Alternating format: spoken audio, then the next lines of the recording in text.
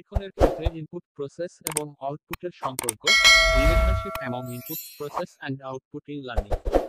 অংশযুক্ত শিক্ষামূলক কারিগরি বিদ্যার আলোকে শিক্ষণের প্রকৃতি বা স্বরূপ বিশ্লেষণ করলে দেখা যায়, শিক্ষণ মূলত তিনটি একটি পদ্ধতি বা সিস্টেম।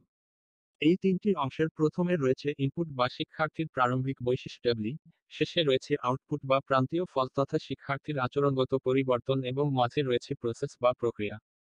শিক্ষার্থীর প্রারম্ভিক বৈশিষ্ট্য। ইনপুট শিক্ষণ শিক্ষণ প্রক্রিয়া। শিক্ষার্থীর আচরণগত পরিবর্তন। 1 output. 2 input. 3 process. 1 output output তথা প্রান্তীয় ফল বলতে শিক্ষার্থীর আচরণগত পরিবর্তনকে বোঝায়। শিক্ষার্থীর জ্ঞান, অর্জিত অভিজ্ঞতা, আচরণ, দক্ষতা ইত্যাদি এই বিভাগের অন্তর্ভুক্ত। 2 ইনপুট তথা শিক্ষার্থীর প্রারম্ভিক বৈশিষ্ট্য বলতে বোঝায় শিক্ষার্থীর শিক্ষণ পূর্ব মুহূর্তের অবস্থাসমূহকে। এর অন্তর্ভুক্ত বিষয়গুলি হল শিক্ষার্থীর পূর্ব অভিজ্ঞতা, সামর্থ্য, প্রেরণা, বোধগম্যতার স্তর ইত্যাদি।